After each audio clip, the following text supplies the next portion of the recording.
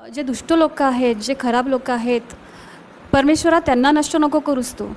त्यांच्यातली जी खराब गोष्ट आहे, जी वाईट गोष्ट आहे, त्या गोष्टीचा तू नाश कर. माणूस हा स्वतःसाठी असतो, पण जे काही तो शिकतो आहे, जे काही तो कमवतो आहे, जे काही तो आचरणात आणतो आहे, ते समाजाच्या भल्यासाठी असलं पाहिजे. संस्कृत आणि घडलेला नागरिक समाजासाठी काम करतो, त्या दुरितांसाठी काम करतो, तेव्हा खऱ्या अर्थाने ते पसायदान जे आहे ते समाजासाठी असते. आणि म्हणूनच सारखी जी प्रार्थना आहे ती आपण आपल्या मुलांना शिकवित असतो.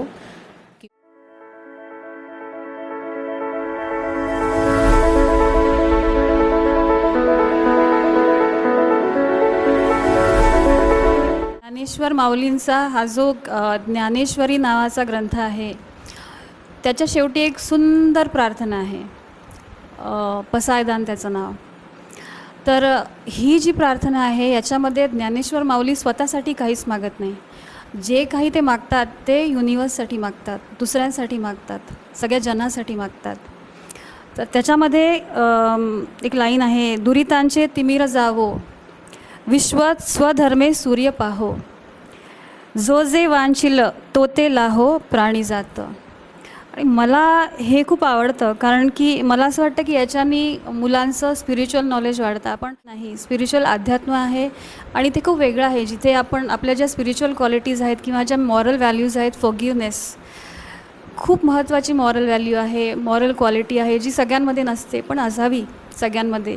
आणि ज्ञानेश्वर माऊलींनी त्यांच्या या प्रार्थनेतून दुरितांचे तिमिर जावो, म्हणजे ते म्हणतात की जे दुष्ट लोक आहेत, जे खराब लोक आहेत, परमेश्वरा त्यांना नष्ट नको करूस तू. त्यांच्यातली जी खराब गोष्ट आहे, जी वाईट गोष्ट आहे, त्या गोष्टीचा तू नाश कर. कारण व्यक्ती हा चांगलाच असतो, त्याच्यामध्ये जी वाईट क्वालिटी असते त्याचा नाश व्हायला पाहिजे, व्यक्तीचा नाश नाही. तर ही खूप छान गोष्ट इथे सांगितलेली आहे.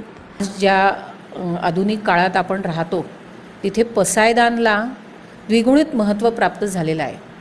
कारण पसायदान आपल्याला ही शिकवण देते की माणसाने स्वतःपुरता विचार नाही करायचा. जर एखाद्याला विचार करायचा आहे, माणूस हा स्वतःसाठी असतो, पण जे काही तो शिकतो आहे, जे काही तो कमवतो आहे, जे काही तो आचरणात आणतो आहे, ते समाजाच्या भल्यासाठी असलं पाहिजे. आणि समाजात चांगलेच लोक असतात असे नाही. जसं तुम्ही आता सांगितलं की दुरितांचे तिमिर जावो, तर दुरित लोक ही समाजात असतात. आणि जेव्हा एखादा सुसंस्कृत आणि घडलेला नागरिक समाजासाठी काम करतो, त्या दुरितांसाठी काम करतो, तेव्हा खऱ्या अर्थाने ते पसायदान जे आहे ते समाजासाठी असते. आणि म्हणूनच सारखी जी प्रार्थना आहे ती आपण आपल्या मुलांना शिकवित असतो किंवा असेंब्लीमध्ये घेत असतो. पसायदानमध्ये ज्ञानेश्वर माऊलींनी हेच सांगितलं आहे की मनुष्याचं जे जीवन आहे ते दुसऱ्यांसाठी समर्पित असलं पाहिजे. प्रत्येक मनुष्य हा स्वतःसाठी बरंच काही करतो. आज जर आपण मुलांची गोष्ट घेतली, ते मुलं स्वतःसाठी शिक्षण घेतात, खूप उच्चभ्रू समाजात वावरतात, खूप मोठी नोकरी करतात, खूप पैसा कमवतात, पण त्याचा अर्थ खरा आहे का? नाही. तर कुठंतरी मुलांमध्ये ही भावना रुजली पाहिजे की जेव्हा आपण एखाद्या समाजात वावरतो, ज्या समाजामुळे आपण आज इथे मोठे झालो आहोत, ज्या शिक्षकांमुळे आपण इथे घडलेलो आहोत, त्या समाजाला आपलं काहीतरी देणं आहे. आणि हे माझं कर्तव्य आहे किंवा हे माझं पुढचं ध्येय असलं पाहिजे की मी जिथे ज्या समाजात घडतो आहे त्या समाजासाठी मला काहीतरी चांगलं करायचं आहे, त्या समाजातल्या दीन दुबळ्यांसाठी मला काहीतरी करायचं आहे. आणि म्हणूनच पसायदानसारखी मराठी प्रार्थना जी 700 वर्ष पूर्वी लिहिलेली आहे ती आजही उपयोगी ठरते आहे. त्या मुलांना घडवण्यात, त्या मुलांच्या विचारांना बदलण्यात आणि त्या मुलांना ह्या सांगण्यात की ज्या समाजात तुम्ही राहतात, ज्या समाजात तुम्ही शिकता आहात, तिथे कुठंतरी मोठं होऊन तुम्हाला समाजासाठी कर्तव्य करायचं आहे, समाजाचं देणं पूर्ण करायचं आहे.